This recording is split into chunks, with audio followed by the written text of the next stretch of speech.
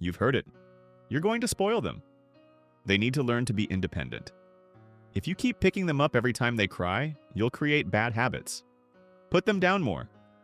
It comes from family, from friends, sometimes from books written in a different era, sometimes just from the quiet voice in your own head when you're exhausted and your arms ache and your baby has been carried for what feels like the entire day. And underneath all of that advice is the same assumption, that your babies need to be carried as a problem that needs to be managed, reduced, or trained out of them. This video is going to offer a different view. Your baby's love of being carried is not a bad habit. It is not a manipulation. It is not a design flaw in your child or your parenting. It is one of the most biologically grounded, developmentally important, research-supported needs in early infancy. Here's the science behind why they want to be held, and why that's exactly what they're supposed to want. Human babies are the most carried mammals on Earth, for a reason. If you look across the spectrum of mammals, you can roughly divide infant carrying behavior into two categories. Hider species, like rabbits and deer, leave their young in a safe location and return periodically to feed them. These young are born relatively mature, able to stay still and quiet, and don't require constant contact. Carrier species, like primates and humans, carry their young almost continuously in the early period. These young are born immature, highly dependent, and are physiologically designed to need continuous contact. Human babies are one of the most extreme examples of the carrier category in the entire animal kingdom. We are born with less neurological development relative to our adult capacity than almost any other mammal. A foal can walk within hours. A human cannot walk for approximately a year and requires intensive external regulation for even longer. The reason is evolutionary. Human brain growth is so rapid and so extensive that babies must be born before the brain is anywhere near mature. Otherwise, the skull would be too large to fit through the birth canal. What you have is a baby born in a state of relative helplessness that other species never experience, requiring continuous external support to regulate what they cannot yet regulate internally. Being carried is not a luxury preference. For a human infant, it's a biological need that has been intact for hundreds of thousands of years. 2. What being carried does to your baby's physiology. When your baby is carried, not just held, but actively carried against your body as you move, a specific set of physiological effects occurs. Heart rate regulation. Your baby's heartbeat synchronizes more readily with your heartbeat when in close body contact. This is called physiological co-regulation. Your consistent cardiac rhythm provides an external regulatory input that helps stabilize their own. Cortisol reduction. Studies have shown that infants who are carried more have lower baseline cortisol levels, the stress hormone. They spend more time in physiological states associated with calm rather than alert to threat. Respiratory stabilization. Premature infants in particular show improved breathing regularity when held against a caregiver's body. But this effect exists across all newborns. The rhythm of your movement and breathing literally helps organize their breathing. Temperature regulation. Your body temperature actively helps regulate a newborn's temperature, which they cannot consistently maintain on their own for months. Digestive support. The movement of being carried helps with gut motility. One of the reasons many gassy or colicky babies are calmer when carried and moving. All of these effects are not incidental, they are the point. Being carried is, for a young infant, a full physiological support system. 3. The brain development story. Why contact equals growth? Here's something that doesn't get talked about enough. Being carried is not just comfort, it is developmental input. When your baby is carried against your body and moving through your day with you, they are receiving a continuous stream of sensory information. Vestibular input from movement, the same input that will help develop balance and spatial awareness. Proprioceptive input from the pressure and support of your hold, which helps the brain build its body map. Auditory input from your voice and the ambient sounds of your environment. Olfactory input from your scent, which is deeply regulating. Social input from observing your face, your interactions, the world through your vantage point. A baby in a carrier or in arms is not passive. They're actively processing a rich sensory environment from a position of physiological safety. Compare this to a baby lying flat in a crib or a bouncer staring at the ceiling. Much lower sensory variety, much less vestibular and proprioceptive input, no co-regulatory physiology. The crib has its place, but the arms and the carrier are doing something the crib cannot do. The myth of spoiling, where it came from and why it was wrong.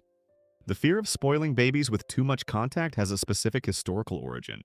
In the early 20th century, the dominant child-rearing philosophy in parts of the Western world, heavily influenced by behaviorist John B. Watson, strongly discouraged physical affection and immediate responses to infant crying. The belief was that responding to babies' cries would reinforce demanding behavior and create weak, dependent adults. This philosophy was not based on developmental research. It was based on behavioral conditioning theory applied to human infants. And it was wrong. Decades of attachment research, beginning in the 1950s with John Bowlby and continuing through thousands of studies since, has shown the opposite. Responsive caregiving, including frequent holding, prompt responses to cries, and physical closeness, is associated with more secure attachment, better emotional regulation in childhood and beyond, greater independence and exploratory behavior in toddlerhood, not less, stronger social competence, lower anxiety. The baby who is carried and responded to consistently does not become more dependent as a result. They become more secure, and security is the foundation of independence, not its enemy. You cannot spoil an infant with responsive care. The research is extensive and consistent on this point. 5.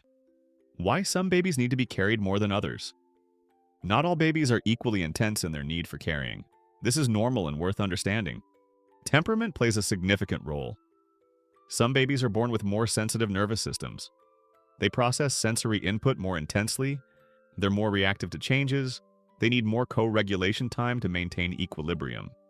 These babies simply need more carrying, more contact, more of your physiological support system. They're often called high-need babies, a term coined by Dr. William Sears. Birth experience and early separation also matter.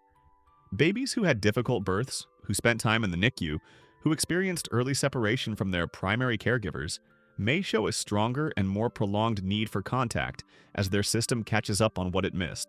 Developmental phases intensify the need. During major developmental leaps, which are neurologically demanding, babies often return to needing more physical closeness, even if they become more comfortable with independent time. None of these factors mean something is wrong. They mean your specific baby has a specific need level, and meeting that need is the appropriate response. 6. Practical carrying, what actually works. The good news, you don't have to choose between your baby and your hands. Baby carriers and structured carriers, ring slings, soft wraps, allow you to carry your baby for extended periods while remaining physically functional. Research on baby wearing shows that it maintains all the physiological and attachment benefits of being carried while giving the parent the ability to move freely. A few practical notes. Safe positioning. For any carrier, the TICS rule is a useful guide. T. Tight enough that baby can't slump. I. In view at all times. C. Close enough to kiss on the top of the head. K. Keep chin off chest. S. Supported back. These ensure proper airway and hip development. Choose the right carrier for the phase. In the early weeks, a soft wrap or ring sling that allows tight skin-close contact is often easiest. As the baby gains head control and grows heavier, structured carriers with waist support become more practical for longer carries. Share the carrying. Carrying doesn't have to fall to one person. A partner, a parent, a trusted family member. The physiological benefits come from any trusted person. Building a village of carriers helps distribute the physical load. And finally, let go of the guilt about putting them down sometimes. You also need to rest, eat, use the bathroom, and take care of yourself. Periods in a safe sleep space, a bouncer, a playmat. These are not failures, they're necessary. The goal is a general orientation toward responsive contact, not 100% arms at all times. 7. What your baby is asking for and what answering means. When your baby cries to be picked up, when they go calm the moment you hold them, when they reach for you and relax when you carry them, they're not manipulating you. They're doing the most primitive, most honest, most consistent communication a human being is capable of, telling you what they need to survive and develop.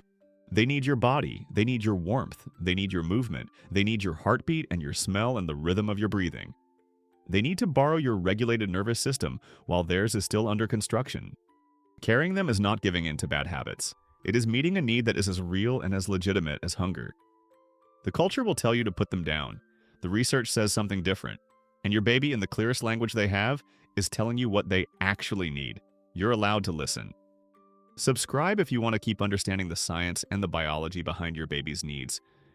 Because the more you know, the more confidently you can trust your instincts when they're pointing you in the right direction.